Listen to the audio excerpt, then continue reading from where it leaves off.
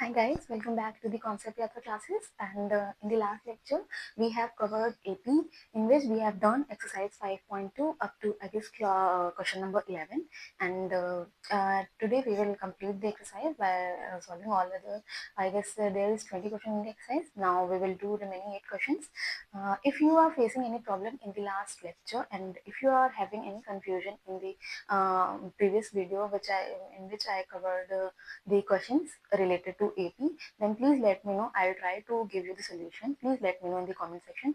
So let's start the video with another question, not another concept, another question. As I told you about what is the AP series kya hai, and I give you the formula as well. And if you are facing problem in solving the AP questions, I will suggest you कि please पिछला videos पिछले दो, I guess I uploaded 3 videos of AP. In the very first video I explained about what is AP and what is AP series. So please watch that video, and after that try to solve the problems. Okay, so let's start by doing another questions.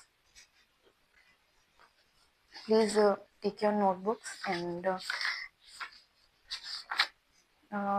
as I told you, we have done up to question number 11. Now question number 12 is in your notebook. Please see, I'm not writing the question. Please make sure that you are reading the questions. Question number 12 says, two AP have the same common difference, and the difference between their 100 term is 100, and what is the difference between 1000 term? Two APs have the same common difference. Common difference same hai. Let we assume that common difference is D. Okay, common difference is D. ठीक. Difference between their 100 term is difference between their 100th term is 100. उनके जो 100 term का difference है वो जो है वो 100 है. And what is the difference between their 1000 term? See wait a while. Okay, two APs हैं जिनके 100 टर्म का डिफरेंस सेम है. So let us assume the first APs. Let's 100 term of first AP, not A, AP is A100, and 100 term of second AP is A100. Difference between there 100 term. तो ठीक है, वैसे लिख लेंगे A100 minus A100 is equal to 100 दिया हुआ है. अगर आप देखो तो ये क्या हो जाएगा, A प्लस 99D, क्योंकि एक कम हो जाता है ना, और D दोनों में सेम रहेगा. तो ये कर लो, A plus 99D is equal to 100. तो A plus 99D minus A minus अंदर माइनस साइन का मल्टीप्लाई होगा. 99D is equal to 100. तो 99D कट गया. A minus A is equal to 100. This is the first equation. So if you are talking about their 1000 term, then we will write it as A1000 minus A1000. अभी आपको ये निकालना है, तो यहाँ पे वैसे करोगे आप A plus 999D minus A plus 999D. Okay, तो A plus 999D minus A, and this is the minus 999D. This will cut out and it's A minus A. And from equation first you see that A minus A की जो value है that is the 100. तो यहाँ से लिखना from equation 1 A minus A is equal to 100. So the difference between 1000 term भी 100 ही होगा. अगर कॉमन डिफरेंस सेम होगा बेटा, तो जो डिफरेंस होगा वो सेम होगा. ठीक है, प्लीज नोट कर लो. नेक्स्ट क्वेश्चन देखते हैं फिर. So let's see the question number 13. Question number 13 says, how many 3-digit number are divisible by 7? In the example I told you this type of question. Okay, देखो divisible by 7 in this type of question in which you have to find out the number of terms which are divisible by 7, 11, 3. In that type of question you have to make the AP series on your own so that you get first term and the last term to find out the number of terms, क्योंकि D जो होगा D will be that number, क्योंकि अगर आप 7 की बात कर रहे हो तो डिफरेंस तो 7 7 का ही होगा ना मल्टीपल्स में. So we will say the smallest three digit number is, first of all the smallest three digit number is 100. ठीक, 100 इज नॉट डिविजिबल बाय 7. अगर आप देखोगे उसके बाद क्या आएगा 101. 101 भी डिविजिबल नहीं होगा. 102, 102 भी डिविजिबल नहीं होगा. आप करके देख लेना. ऐसे करते करते आप पहुंचोगे तो 105 जो होगा, 105 विल द फर्स्ट नंबर जो डिविजिबल होगा 7 से. देखो कैसे, 7 हो जाए 7 और 3 बचेगा, 7 हो जाए 35. उसके बाद 7 7 का डिफरेंस 112. ठीक है, 119. अब क्या ऐसे ही करते करते एंड तक थोड़ा ना पहुंचोगे. Last largest three digit number is 999. 999 is not divisible by 7. अब एक कम करो, 998 भी नहीं होगा, 997 भी नहीं होगा, 996 भी नहीं है, 995 भी नहीं होगा, 994 या 994. देखो 994 घटेगा क्यों, 7 वन जा 7, 7 4 जा 28, 7 2 जा 14. तो 994 is the largest number which is divisible by 4. तो ये आपने एपी सीरीज निकाल ली. Now the number of terms के लिए फॉर्मूला क्या होता है, as you know, A N is equal to A plus N minus 1 into D. Okay, तो A N is 994, A is 105, n minus 1 you don't know, and d is 7. इसको आप इधर ले आओ. 994 minus 105 is equal to n minus 1 into 7. Okay, तो 994 minus 105, 14 में से 5 किया, पहले तो इसको आप माइनस कर लो, है ना. तो कितना बचेगा,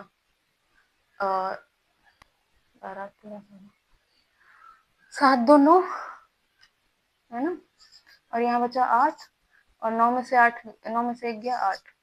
8 8 9 9 9 1 इंटू 7. 7 इधर ले आओ, डिवाइड कर दो. 8 8 9 divide by 7 is equal to n minus 1. 7 one जा 7, ठीक है, इधर आया. 7 4 जा 7 2 जा 14, 7 1 जा 49. तो 127 is equal to n minus 1, and this one will become 127 plus 1 is equal to n. तो n is equal to 128. This is the answer. ठीक है, तो in this way you will find the number of terms which are divisible by that number. First of all you have to find out first number and the last number so that you will solve for this. Okay, note कर लो इसको. चलो note कर लिया. Next देखते हैं question number 14. I guess you are able to solve the question because this is this easiest way to solve the question, and AP is the easiest chapter of mathematics like statics, probability. Okay, question number 14. How many multiple of 4 lie between 10 and 250? पहले तो A क्या 10 हो जाएगा, नहीं. 10 and 250 के बीच में कितने multiple लाया करते हैं, 4 के. तो 10 तो मल्टीपल है नहीं, तो 4 का मल्टीपल है 12 पहला, फिर 16, 20 एंड 250. क्या 254 का मल्टीपल है, लेट्स सी. 4 6 जा 24 नहीं है. 248 है, देखो 4 6 जा 24 है ना, 4 2 जा 8, तो यानी है. तो लास्ट जो होगा वो होगा 248, एग्जैक्टली लाइक प्रीवियस क्वेश्चन, है ना. ऐसे ही करके आपको पहले first term and last term find out करना होगा. Okay, so number of terms ही पूछा है ना. हाँ वही पूछेंगे, हाउ मेनी मल्टीपल्स या नंबर ऑफ टर्म्स, वही है. तो A N is equal to A plus N minus 1 into D. तो ए एन जो है आपका 248 है बेटा, ए जो है 12 है, n minus 1, and d, d तो 4 ही होगा क्योंकि मल्टीपल 4 का तो डिफरेंस है 4 का. अगर आपको नहीं समझ आ रहा तो यहाँ देख लो, 16 माइनस 12 इज इक्वल टू 4. ठीक है, तो 248 minus 12 is equal to n minus 1 into 4. तो ये क्या होगा, 8 में से 2 गया 6, 4 में से 1 गया 3, 236 is equal to n minus 1 into 4. 236 divided by 4 and n minus 1, ठीक है। तो 4 5 जा 20, 4 9 जा 36, तो 59 and this one will become plus 1 and n is equal to 60, ठीक है, ये आंसर हो जाएगा। चलो नेक्स्ट क्वेश्चन देखते हैं, question number 15। For what value of n, for what value of n, nth term of AP 63, 65, 67 and ये equal होंगे कौन सी n की वैल्यू के लिए इक्वल होंगे, ऐसा बोल रहा है तो दोनों को इक्वल रख के देख लो, क्योंकि यहाँ पर an भी नहीं दिया है, कुछ नहीं दिया है, तो इक्वल होंगे कह रहा है, तो AP को इक्वल रख के देख लो, है ना। सी 63, 65, 67 एंड सेकेंड AP is 3, 10, 17, ठीक है, तो कौन सी वैल्यू के लिए, तो करके देख लो। देखो a plus n minus 1 into d is equal to a dash plus n d dash, n की तो वैल्यू इक्वल ही होनी है अल्टीमेटली। देखो 63 पहला term, n minus 1 into D जो आएगा 2 आएगा, माइनस करके देख लेना। यहाँ पे 3 पहला टर्म, n माइनस 1, डी जो आएगा वो आएगा 10 माइनस 3 7, ठीक। क्या कर सकते हैं आगे, तो ये कर सकते हैं कि इसको उधर ले आओ, 60 6 3 माइनस 3 60 हो जाए, 2n माइनस 2 7n माइनस 7, ठीक है। ये उधर कर लो, नंबर से एक साइड कर लो, 60 माइनस 2 प्लस का 7 7n माइनस 2n, ठीक है। तो साथ में 5 65 is equal to 5n, n is equal to 65 divide by 5, तो n की वैल्यू जाएगी 13, ठीक। तो 13 वाले टर्म के लिए दोनों एपीज इक्वल होंगी। जो कह रहा है, देखो क्वेश्चंस आर नॉट टफ, जो कह रहा है क्वेश्चन सिर्फ उतना करो। यहाँ इसने बोला कि कौन से टर्म के लिए दोनों एपी इक्वल होंगी होंगी तो इक्वल रख के मैं देख लिया, और जिसका जो ए और एन, ए और डी जो दिया था मैंने रखा, एन की वैल्यू निकाल ली, ठीक है। नेक्स्ट क्वेश्चन करते हैं।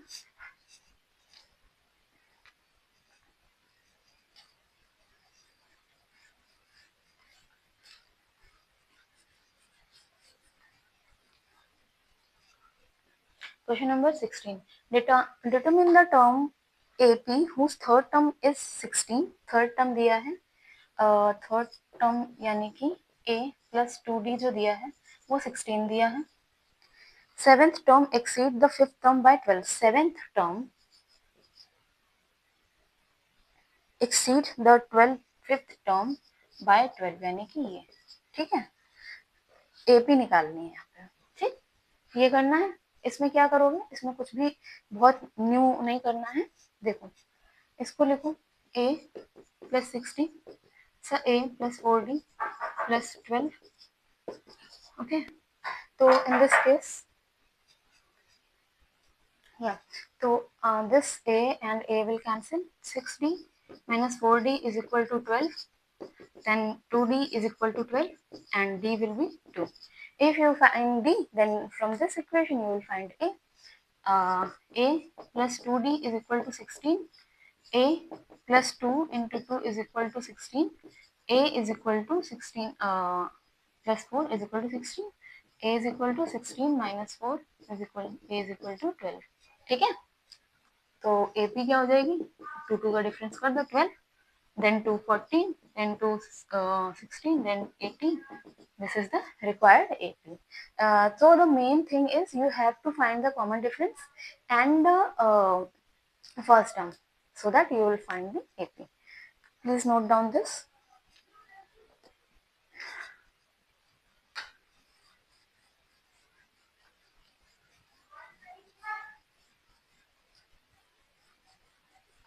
Now we will see the question number 17. Find the 20th term of the AP from the last. Last से 20th term निकालना है. As I told you in the example section, जब भी last से निकालना, the only difference is last term become first term and the value of D, the sign will be changed in the value of D. So like in this case, AP given AP is 3, 8, 13, 253. Please give please give me some. Yeah. तो यहाँ पर अगर आप वैसे देखोगे तो d की क्या वैल्यू होगी, 8 minus 3 is equal to 5, but you have to find from last term. तो d की जो वैल्यू हो जाएगी यहाँ पर वो हो जाएगी d की वैल्यू -5, a की वैल्यू हो जाएगी 253। ठीक, अब बस a20 निकालना है, यानी कि a प्लस 19d है ना, तो 253 प्लस 19 इंटू -5, इतना कर लो, आपका आंसर आ जाएगा। ठीक है, इसमें प्लस माइनस माइनस होगा। ओके, सो 19 5 जो 95। ओके, तो अगर आप इसमें देखो 8 और 14 में 9 गया, ये आपका 5 एंड 158 इज द आंसर। ठीक है, चेक करते भी चला करो, क्या पता कहीं कुछ मैंने मिस्टेक की हो तो। ठीक, let's see question number 18, note कर लिया ना।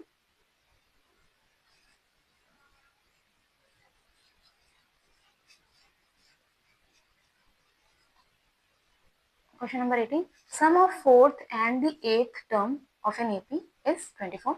यानी कि A4, A8 is equal to 24.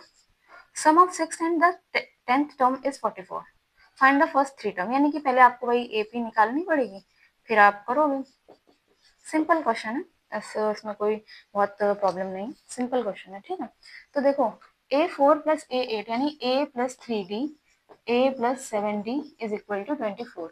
दो इक्वेशंस बनेंगी, a plus a two a 10d is equal to 24। यहाँ से आप कहोगे a plus 5d a plus 9d is equal to 44। तो यहाँ से हो जाएगा 2a a plus a two a and 9 plus 5 14d is equal to 44। इन दोनों इक्वेशंस को माइनस कर लो, ये कट जाएगा, 10 माइनस ऑफ माइनस का 40 और ये आएगा माइनस का 20। ठीक, माइनस माइनस कट गया, तो d is equal to 20 divide by 4 that is 5। d की जो वैल्यू है वो 5 आ जाएगी। अब किसी भी इक्वेशन में आप रख के निकाल सकते हो 5। फॉर एग्जांपल इसमें अगर आपने रखा 2a plus 10d is equal to 10d is equal to 24, तो यहाँ पर अगर आपने रखा तो 2a is equal to 10 into 5 is equal to 24। ठीक है, 2a is equal to 24 minus 50 that is 26 minus का 2a, तो a is equal to -13। First three term निकालनी है, तो AP जो होगी पहली तो होगी -13। ठीक, फिर d ऐड करते हैं ना, अगर इसमें ऐड करोगे माइनस का 8 माइनस का 3, this is the required AP। ठीक है, नोट कर लो इसको भी।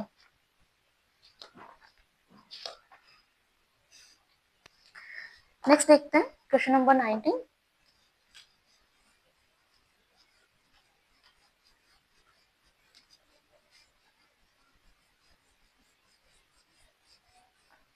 What question number 19 says, Subha Rao started working in 1995 at an annual salary of 5,000 and received, मतलब started salary यानी कि A is 5,000।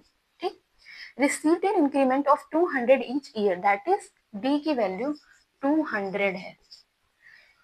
In which year did his income become 7,000, यानी कि AN जो है वो है 7,000। तो जब आप यहाँ से n की वैल्यू निकालोगे, जितना भी n आएगा वो ईयर में ऐड कर दोगे तो उतना ईयर आ जाएगा। यहाँ ईयर का कुछ लेना देना नहीं है, नहीं कि a की वैल्यू ईयर का 1995 कर दो। 1995 is year, in which year पूछ रहा है, तो यहाँ से जब n की वैल्यू फाइंड आउट करोगे तो कौन सा ईयर होगा वो उसमें ऐड कर दोगे, that's it.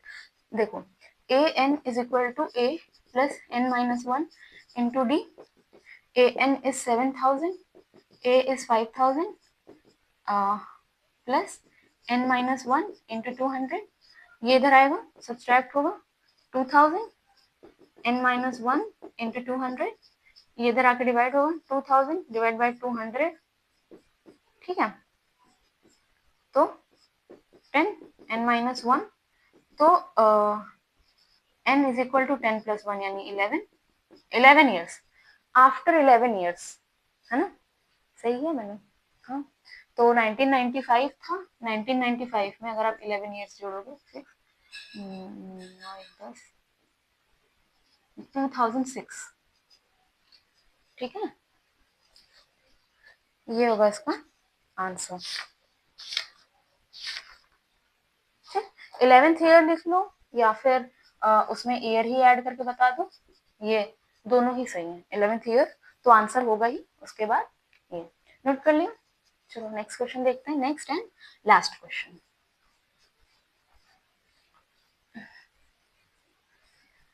Question number 20 says Ramkali saved ₹5 in the first week of a year, यानी कि A की value, then increased her weekly saving by ₹1.75। पहले वीक, ईयर के पहले वीक में 5 रुपए होते हैं, उसके बाद हर वीक उसने इंक्रीज किया 1.75 का। इफ द nth वीक हर वीकली सेविंग वाज, किसी वीक में यानी ए एन की जो वैल्यू है 20.75 हो गई, तो n की वैल्यू क्या होगी, वो nth वीक था कौन सा। सिंपल है, फॉर्मूले में रखो, दैट्स इट।